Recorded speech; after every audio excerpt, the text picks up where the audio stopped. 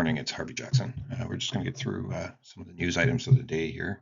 Canola rally seems to be on pause with veg oil kind of stopping here as well for the last couple of days. And got to remember, May is the contract where we're getting close to the rollover into the next futures month here as well. And that's maybe putting some pressure on the market, just like I had suggested last week as well. So if we just look at it here, like this is what I want to point out is way down in this area here where just the beginning of April to the very end of April, we went from 68,400 contracts short to 49,000 long. Pretty good change in position there, but the soy oil has kind of equaled it as well.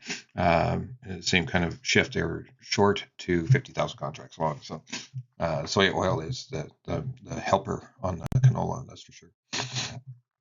So you can see here that this week crush capacity is pretty abysmal. It started to slow down with that increase in price.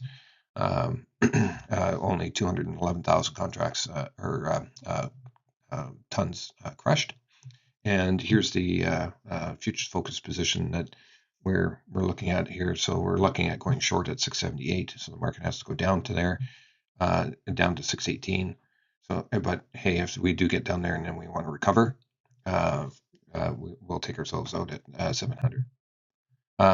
So this is one of the major other news items that I've noticed is just the Trump is saying that he's been talking to China, and China is actually saying, no, we haven't been talking, other than maybe some of the low-level people. But even Besant, he said the exact same thing. He said, I don't know if we were talking at all, but on the tariff. So, but I think there's been maybe I think Japan and another country has been talking to the U.S. about some sort of trade deal as well, though. So if you just have a look at this, it's just the weather and the active weather that we've been playing out here. So you can see it's just for this next 10 days here. So you can see here, it looks like this area is going to be lower moisture, and you can see that here as well.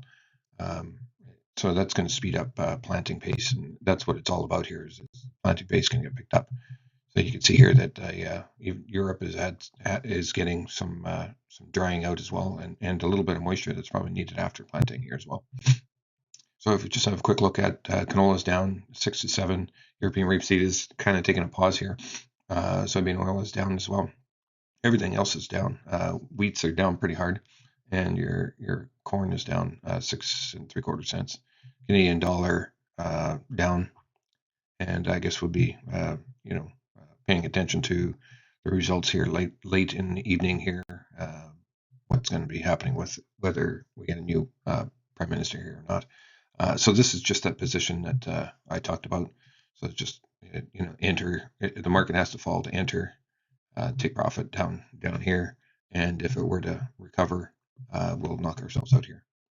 So we're looking at $129 differential between the May and the May contract on the rapeseed versus canola, and that is going to be rolling out. So it's going to be a little tougher to keep track of that, but we'll be keeping track of it in other ways, like whether it's just soybean oil or not. Here's your rapeseed price. It's actually green a little wee bit today. Palm oil falling off, but we're trying to. What it had done is it found demand when it pulled down to these values. So if it does the exact same thing, it's probably going to find some more demand. Here's your crude oil. It still looks like it's in this upward movement, but it's been pretty choppy with all the trade back and forth talk here. And your soybean futures looks like it's getting supported.